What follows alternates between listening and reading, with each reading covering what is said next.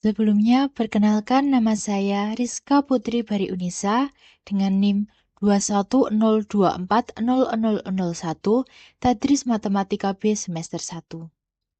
Di sini saya akan menjelaskan mengenai materi bilangan bulat untuk memenuhi tugas matematika dasar dengan dosen pengampu Ibu Anissa Dwi Kurniawati. Teorema 1.3.1 bagian identitas penjumlahan bilangan bulat. Sebelum masuk ke materi dan bukti, di sini saya akan lebih dahulu menjelaskan mengenai sifat penjumlahan bilangan bulat. Sifat yang pertama yaitu operasi tertutup. Sifat operasi tertutup dalam penjumlahan bilangan bulat menyatakan bahwa hasil penjumlahan dua bilangan bulat selalu dalam bentuk bilangan bulat juga, di mana A ditambah B sama dengan C. Dengan kata lain, apabila A bilangan bulat, B bilangan bulat, maka C juga bilangan bulat. Seperti di contoh yaitu 2 ditambah 5 sama dengan 7. Merupakan operasi tertutup karena 2, 5, dan 7 juga termasuk bilangan bulat. Hal tersebut menunjukkan bahwa penjumlahan bilangan bulat tertutup dalam himpunan bilangan bulat selalu menghasilkan bilangan yang sejenis. Untuk sifat yang kedua yaitu bilangan identitas. Bilangan identitas dalam operasi penjumlahan yaitu 0. Sifat ini menunjukkan bahwa setiap bilangan bulat yang dijumlahkan dengan 0 akan menghasilkan bilangan itu sendiri, di mana A ditambah 0 sama dengan A, sedangkan 0 ditambah A sama dengan A. Selain 0, tidak ada lagi yang dapat disebut sebagai bilangan identitas. Sebagai contoh untuk pembuktian, A ditambah 1 tidak akan sama dengan A, dan sebaliknya apabila 1 ditambah A tidak akan sama dengan A. Sesuai definisi, yaitu setiap bilangan yang dijumlahkan dengan bilangan identitas memiliki hasil yaitu bilangan itu sendiri. Sudah jelas bahwa 1 bukan termasuk bilangan identitas. Dapat disimpulkan bahwa hanya 0 yang dapat dikatakan sebagai bilangan identitas dalam penjumlahan bilangan bulat. Untuk sifat yang berikutnya yaitu kumulatif. Sifat penjumlahan bilangan bulat yang kumulatif berarti hasil penjumlahan tidak bergantung pada urutan bilangan yang dijumlahkan. Sebagaimana di sini A ditambah B sama dengan B ditambah A. Jadi apabila suatu bilangan itu dibolak-balik hasilnya akan tetap sama. Di mana A dan B merupakan bilangan bulat. Contohnya di sini yaitu 3 ditambah 5 sama dengan 5 ditambah 3. Dengan hasil yang sama yaitu 8. Menunjukkan bahwa penjumlahan bersifat komutatif. Untuk sifat yang keempat dan berikutnya yaitu asosiatif. Sifat asosiatif pada penjumlahan bilangan bulat menyatakan bahwa cara mengelompokkan bilangan tidak mempengaruhi hasil penjumlahan. Sebagaimana di sini, apabila A plus B plus C didahulukan, yang A plus B itu akan sama dengan A plus B plus C yang didahulukan B dan C-nya dulu. Apabila didahulukan penjumlahan antara A dan B maupun antara B dan C terlebih dahulu, tidak akan mempengaruhi hasil akhir. Contohnya menggunakan huruf di sini 2 tambah 3 tambah 4 dengan 2 tambah 3 tambah 4 akan sama, yaitu memiliki hasil 9. Sehingga menunjukkan bahwa sifat asosiatif berlaku untuk penjumlahan bilangan bulat. Untuk yang berikutnya di sini saya akan menjelaskan mengenai nama lain dari notasi. Di sini ada beberapa kata ataupun lambang-lambang yang kurang dipahami maupun masih awam bagi kita. Yang pertama yaitu sembarang. Dalam konteks himpunan di matematika, kata sembarang merujuk kepada elemen manapun yang ada di dalam himpunan tersebut.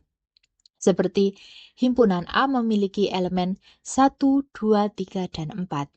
Sembarang dari elemen A adalah 1, 2, 3, ataupun 4. Untuk lambang yang berikutnya yaitu A terbalik atau kuantor universal. Dalam konteks himpunan di matematika, simbol ini digunakan untuk menunjukkan suatu pernyataan berlaku untuk semua elemen dalam suatu himpunan.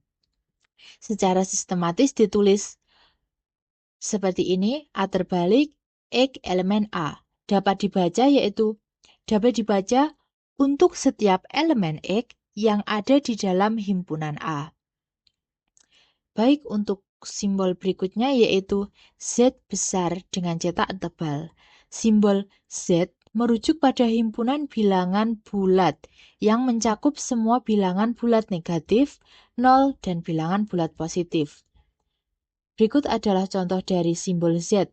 Himpunan A yaitu tak terhingga, -3, -2, -1, 0, 1, 2, 3, dan tak terhingga. Untuk berikutnya adalah simbol W besar. Simbol W merujuk pada himpunan yang mencakup semua bilangan bulat positif tanpa 0 atau bilangan asli. Biasanya disebut dengan bilangan real.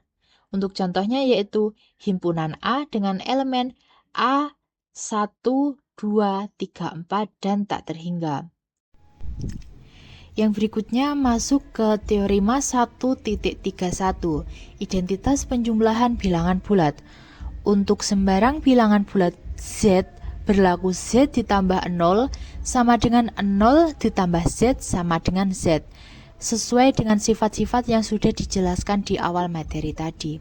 Untuk berikutnya, secara simbolik dituliskan dengan untuk setiap elemen Z yang ada di himpunan bilangan bulat, yaitu Z plus 0 sama dengan 0 plus Z sama dengan Z. Untuk berikutnya yaitu bukti.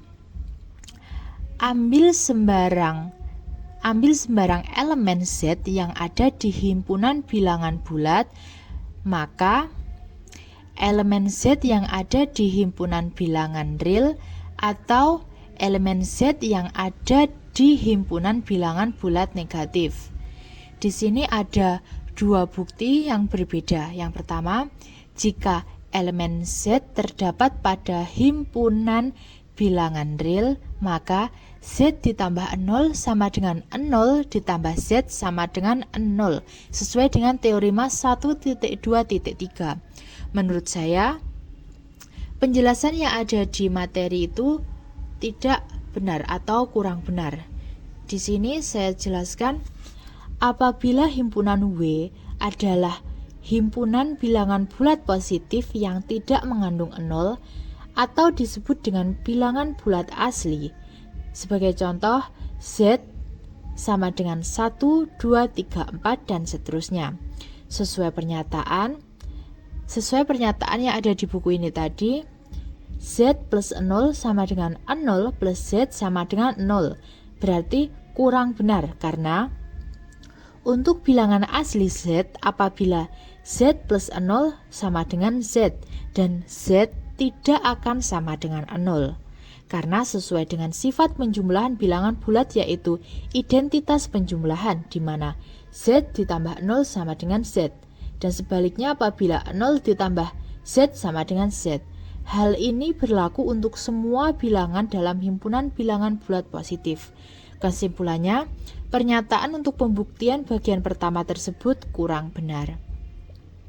Selanjutnya masuk ke bukti yang kedua, di mana Z elemen yang berada di himpunan bilangan bulat negatif, maka Z sama dengan N.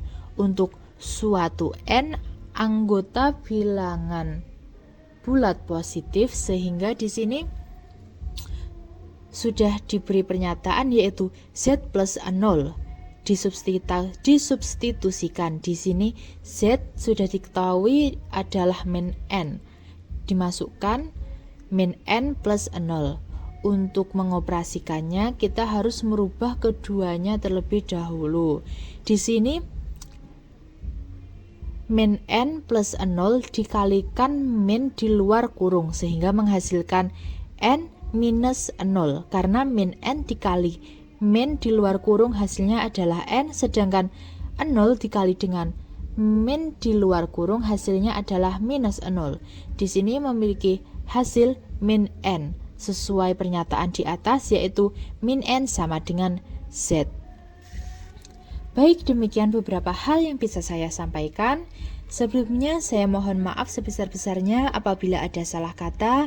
Akhiran, wassalamualaikum warahmatullahi wabarakatuh.